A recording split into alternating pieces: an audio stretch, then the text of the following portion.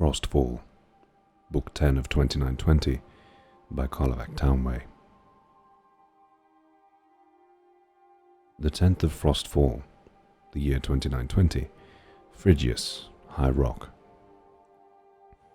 The creature before them blinked, senseless, its eyes glazed, mouth opening and closing as if relearning its function. A thin glob of saliva burbled down, hanging suspended between its fangs. Turala had never seen anything of its kind before, reptilian and massive, perched on its hind legs like a man. Ministera applauded enthusiastically. "My child," she crowed, "you have come so far in so short a time. What were you thinking when you summoned this Daedroth?" It took Turala a moment to recall whether she was thinking anything at all. She was merely overwhelmed that she had reached out across the fabric of reality into the realm of oblivion, and plucked forth this loathsome creature, conjuring it into the world by the power of her mind.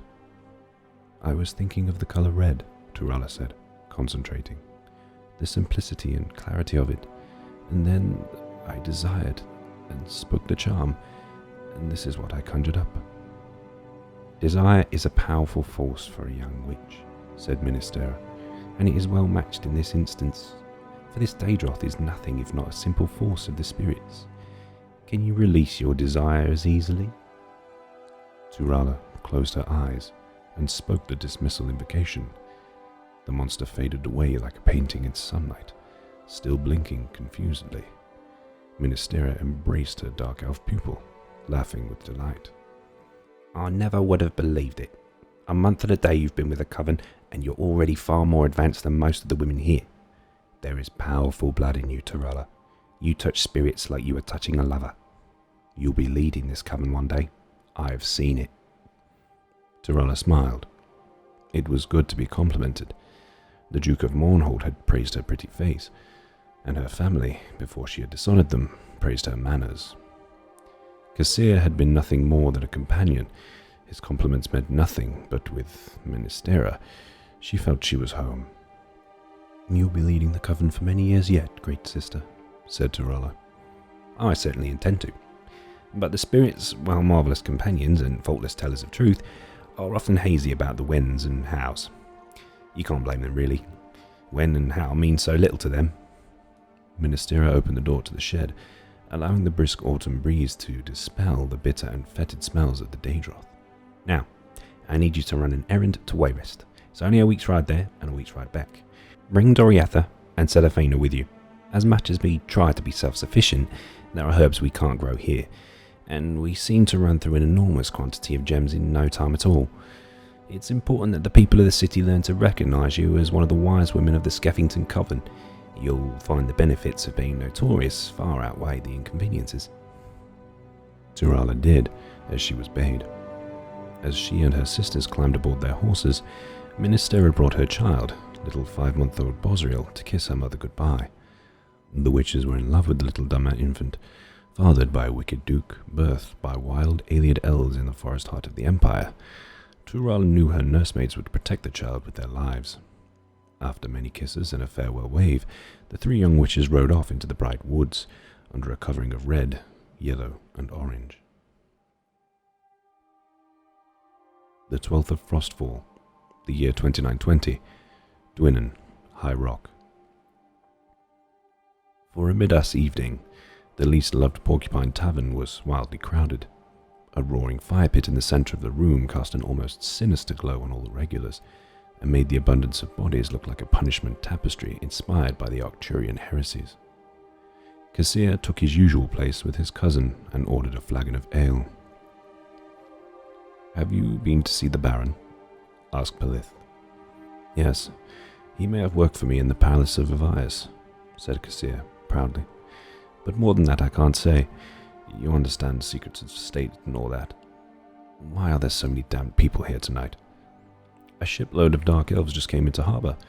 They've come from the war. I was just waiting until you got here to introduce you as another veteran." Kassir blushed, but regained his composure enough to ask, "What are they doing here? Has there been a truce?" "I don't know the full story, but apparently the Emperor and Vivek are in negotiations again. These fellas here have investments they were keen to check on, and they figured things on the bay were quiet enough. But the only way we can get the full story is to talk to the chaps." With that, Palith gripped his cousin's arm and pulled him to the other side of the bar so suddenly, Kassir would have had to struggle violently to resist. The Dunmer travellers were spread out across 4 of the tables, laughing with the locals. They were largely amiable young men, well-dressed, befitting merchants, animated in gesture made more extravagant by liquor. "Excuse me," said Palith, intruding on the conversation. "My shy cousin Kassir was in the war as well, fighting for the living god Vivek." "The only Kassir I ever heard of," said one of the Dunmer drunkenly with a wide, friendly smile, shaking Kassir's free hand, "was a Kassir Whitley, who Vivek said was the worst spy in history. We lost Al Marak due to his bungling intelligence work. For your sake, friend, I hope the two of you were never confused." Kassir smiled and listened as the lout told the story of his failure with bountiful exaggerations, which caused the table to roar with laughter. Several eyes looked his way, but none of the locals sought to explain that the fool of the tale was standing at attention. The eyes that stung the most were his cousin's, the young man who had believed that he had returned to Dwynnan, a great hero. At some point, certainly, the Baron would hear about it, his idiocy increasing manifold with each retelling. With every fibre in his soul, Kassir cursed the living god, Vivek. The 21st of Frostfall, the year 2920, the Imperial City, Cyrodiil. Corda, in a robe of blinding whiteness, a uniform of the priestesses of the Hagatha Mor Conservatorium, arrived in the city just as the first winter storm was passing. Clouds broke with sunlight, and the beauteous teenage red-god girl appeared in the wide avenue with escort, riding towards the palace. While her sister was tall, thin, angular, and haughty, Corda was a small, round-faced lass with wide brown eyes. The locals were quick to draw comparisons. "Not a month after Lady Regia's execution," muttered a housemaid, peering out the window and winking to her neighbour. "And not a month out of the nunnery neither," the other woman agreed, revelling in the scandal. "This one's in for a ride. Her sister went no innocent, and look where she ended up." The 24th of Frostfall, the year 2920, Dwynnan, High Rock. Kassir stood on the harbour and watched the early sleet fall on the water. It was a pity, he thought, that he was prone to seasickness. There was nothing for him now in Tamriel to the east or to the west. Vivek's tale of his poor spycraft had spread to taverns everywhere. The Baron of Dwynnan had released him from his contract.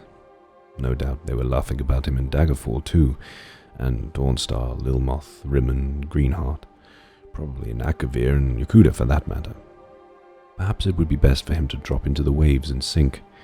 The thought, however, did not stay long in his mind.